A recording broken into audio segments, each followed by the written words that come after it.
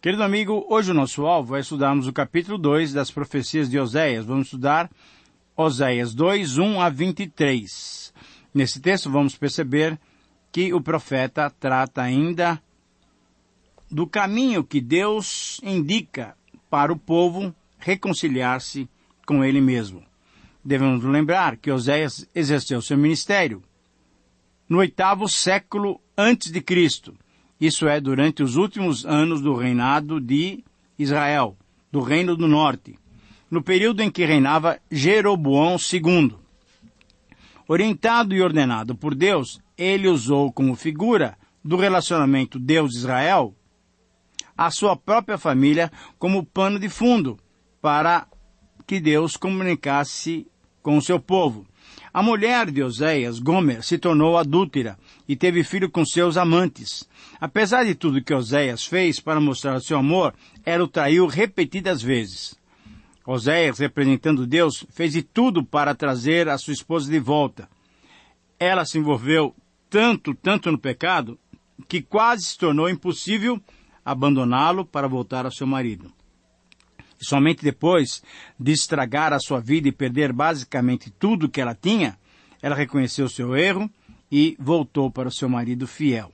No livro de Oséias, Deus fala ao coração da sua amada, mas infiel Israel. Como um jovem tentando conquistar o coração de uma moça, Deus atrai a sua esposa, isto é, o seu povo, traidor, infiel, e tenta ganhar o amor desse povo. Ele mostra o seu desejo de casar de novo com eles, prometendo cuidar dela como um marido dedicado. Então, essa reconciliação não seria fácil, não. Mesmo depois de voltar para casa, Israel ficaria um bom tempo sem alguns privilégios de comunhão com o Senhor. Deus exigia o arrependimento e os seus frutos para poder entrar em plena comunhão novamente com seu povo. Quando se trata de arrependimento e reconciliação, o livro de Oséias, então, é de grande valor. Nesse livro, nós observamos alguns pontos importantes sobre o arrependimento do homem e a reconciliação com Deus. Mas, sobretudo, e especificamente nesse capítulo, encontramos o favor divino para com seu povo. Deus quer ter comunhão conosco, e Ele mesmo nos orienta a voltarmos. Portanto, para esses versos, o título que apontam o caminho divino para a comunhão com Deus, o título é Deus indica o caminho para a reconciliação. Oséias 2, 1 a 23. Deus indica o caminho para a reconciliação. Como dissemos anteriormente, Oséias e sua mensagem transmitem verdadeiro encorajamento, porque afirmam o amor de Deus. Oséias é um dos livros bíblicos do Antigo Testamento que mais transmite a mensagem de perdão, de graça, de misericórdia, de bondade e de amor de Deus para com seu povo. Para conosco, inclusive. Nós que fazemos parte desse povo abençoado. Então, não é apenas para Israel ou Judá, mas para nós hoje, para a igreja cristã. Como nós vimos no programa passado, ao mencionar as palavras do verso 1 desse capítulo 2, chamai a vosso irmão, meu povo, e a vossa irmã, favor, já percebíamos o perdão que Deus concederia ao seu povo se arrependido voltasse para ele. Então, antecipando um pouco o que vamos estudar no final dessa série, ao refletirmos sobre o capítulo 14, eu quero que você já perceba nesses programas iniciais quais são os passos que devemos dar em busca do arrependimento. Do arrependimento verdadeiro que Deus requer de nós. Por isso, então, eu quero usar o capítulo 14 para que, no momento em que você necessitar, você saiba quais são os passos que você deve dar para se reconciliar com Deus. Tem que haver uma meia volta, temos que voltar para Deus, pois como Isaías disse, deixe o perverso o seu caminho, o iníquo os seus pensamentos, converta-se ao Senhor que se compadecerá dele. Volte-se para o nosso Deus, porque Ele é um Deus rico em perdoar. Então, no capítulo 14, que é o clímax desse livro, nós vamos pontuar o caminho de volta. Versículo 1 do capítulo 14, voltar para Deus. Como? Reconhecendo o seu próprio pecado, falando palavras de arrependimento, pedindo perdão, oferecendo serviço e sacrifício ao Senhor, abandonando outras soluções e confiando exclusivamente em Deus. Capítulo 14, do versículo 1 até o versículo 3.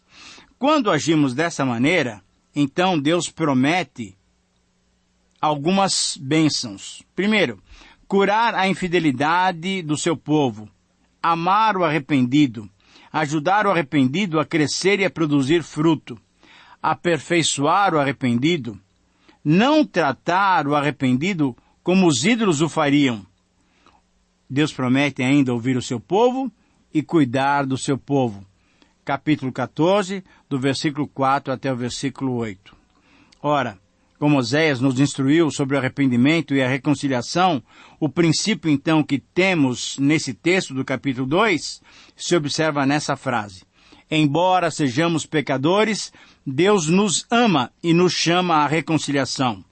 Eu repito, este é o capítulo 2, cujo princípio está nessa frase. Embora sejamos pecadores, Deus nos ama e nos chama à reconciliação.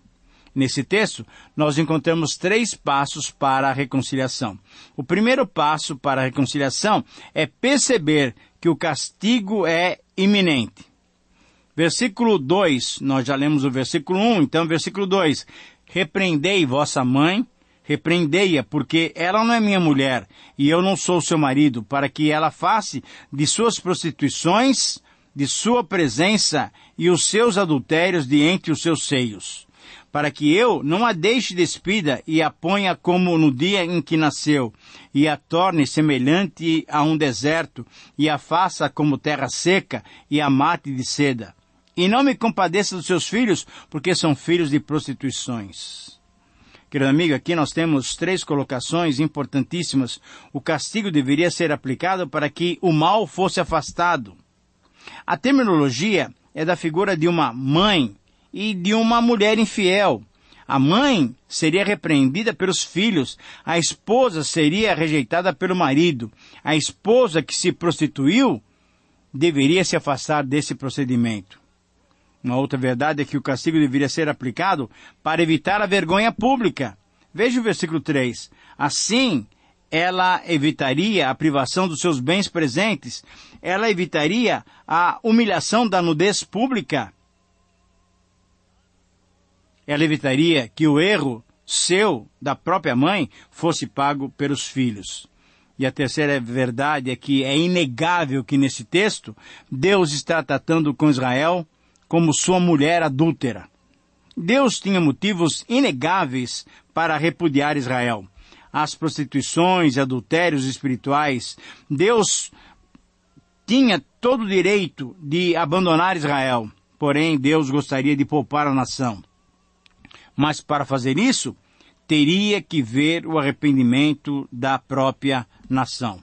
Embora o livro de Oséias não seja um livro de regras de como lidar com o adultério, podemos observar alguns pontos importantes que nos ajudam a tratar de um caso de adultério. Aqui já observamos o primeiro ponto, o perdão por parte do traído. Na verdade, o perdão depende do arrependimento. Deus está sempre pronto a perdoar, mas falta o arrependimento. E o arrependimento é importante para que o pecador retome a comunhão com Deus. Se Israel não se arrependesse, Deus o deixaria sofrer as consequências do pecado. Israel se tornaria em terra seca e os seus filhos, os israelitas, sofreriam. Quando estamos tratando sobre algum aconselhamento de um caso de adultério, pode haver perdão, mas há necessidade de um arrependimento também. O segundo passo agora para a reconciliação que vemos no texto está nos versículos 5 a 13. É admitir as 3 acusações de Deus. Reconciliação tem que envolver essa aceitação das 3 acusações de Deus. Nesses versículos, que são longos, nós não vamos lê-los completamente, mas eu quero ler para você, pelo menos, o ponto central desse texto. Versículo 8. Ela, pois, não soube que eu é quem lhe tinha dado trigo, vinho e óleo. Eu lhe multipliquei a prata e o ouro. Portanto, tornar-me-ei e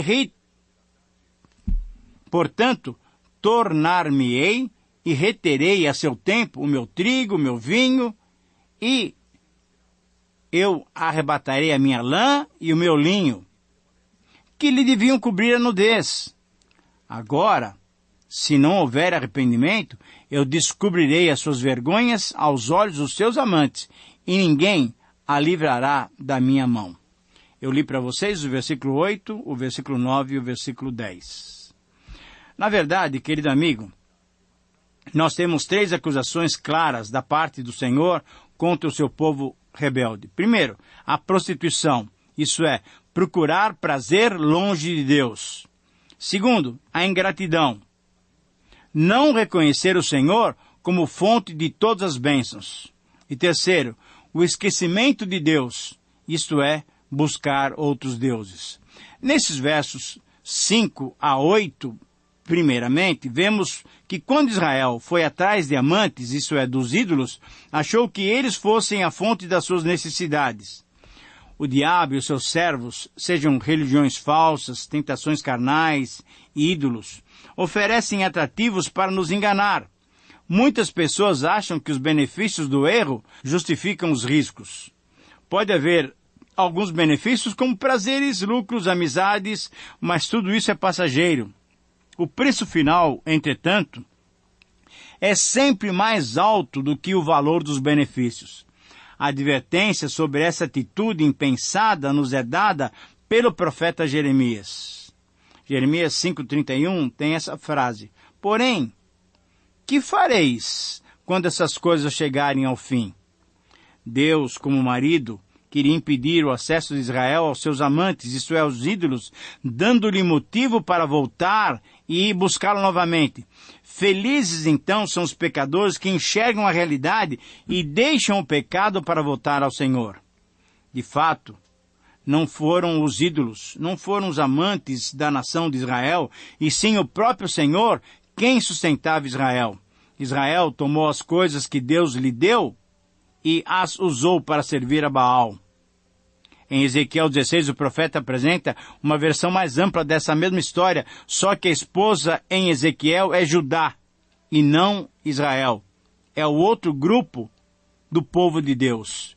Nos versículos 9 a 13, ainda nesse texto do capítulo 2 de Oséias, quando Israel insistiu em praticar a prostituição espiritual, Deus decidiu pelo castigo. E o castigo incluía vários aspectos. Ele tinha as necessidades que sempre tinha providenciado o suprimento delas. Ele não supriria mais essas necessidades. Ele deixou, em segundo lugar, Israel exposto aos seus amantes, aos seus ídolos, às outras nações, onde os outros perceberiam a sua nudez e a sua pobreza.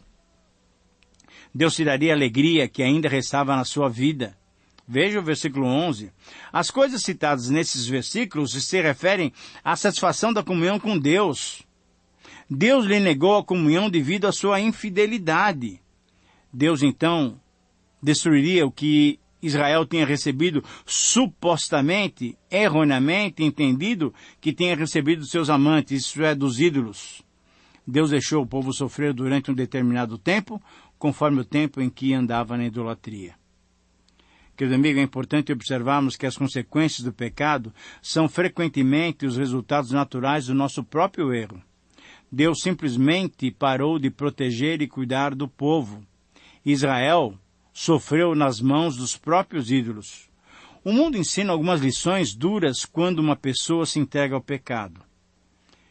Você deve se lembrar, por exemplo, da parábola do filho pródigo em Lucas capítulo 15. Nesses versos podemos ver, então, mais uma aplicação em relação aos adúlteros. A vítima não deve proteger o pecador, ainda não arrependido. Agora, quando houver arrependimento, sim, deve aceitá-lo. Mas o pecador precisa do arrependimento e muitas vezes ele sofrerá as consequências do crime cometido. Deus amava Israel, mas ele deixou que Israel sofresse para chegar ao arrependimento necessário para a reconciliação. A pessoa que comete adultério normalmente se encontra, depois do adultério, ela se encontra desamparada e pode até passar por privações. Tais consequências do erro podem ser exatamente o que ela necessita para refletir e chegar ao arrependimento. Por isso, em terceiro lugar, o terceiro passo para a reconciliação é o novo acerto com Deus. E aqui a base é dos versículos 14 até o versículo 23, até o final do texto. Versículo 14, portanto, eis que eu a atrairei e a levarei para o deserto, e lhe falarei ao coração, e lhe darei dali as suas vinhas e o vale de Acor por porta de esperança. Será ela obsequiosa como nos dias da sua mocidade, e como no dia em que subiu da terra do Egito. Versículo 18, naquele dia farei a favor dela aliança com as bestas feras do campo, e com as aves do céu, e com os répteis da terra, e tirarei desta o arco, e a espada, e a guerra, e farei o meu povo repousar em segurança. Versículo 20, desposar-te-ei comigo em fidelidade, e conhecerás ao Senhor. Naquele dia eu serei obsequioso, diz o Senhor, obsequioso aos céus e esses à terra. A terra será generosa ao trigo, ao vinho, ao óleo, e esses a Jezreel. Semearei Israel para mim na terra, e me compadecerei da desfavorecida, e a não meu povo direi, tu és o meu povo, e ele dirá, tu és o meu Deus. Querido amigo, Deus é gracioso por sua natureza. Deus é perdoador. Deus é amor. E assim nós vemos a restauração, a reconciliação inquebrável e o restabelecimento da ordem. Depois do período de sofrimento, Israel então seria traída de novo ao próprio marido, ao próprio Senhor. A figura aqui então é de um namoro e de uma reconciliação. Deus atraiu o seu povo infiel e o levou para o deserto para lhe falar ao coração. Deus age para possibilitar a volta do povo, mas somente num lugar longe dos amantes. Ele o trata bem, como nos dias do namoro com a jovem.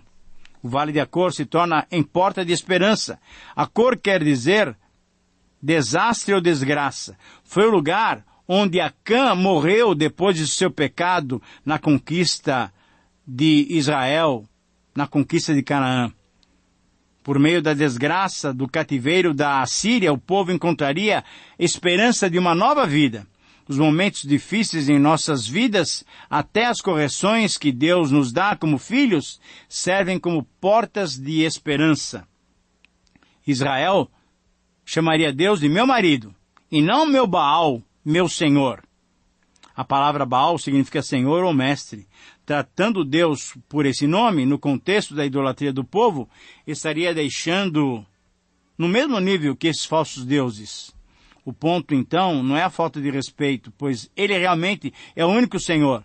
É questão de restabelecer a intimidade de marido e mulher, não se referindo mais aos amantes, isso é, aos ídolos. Por isso, então, é meu Deus, meu marido.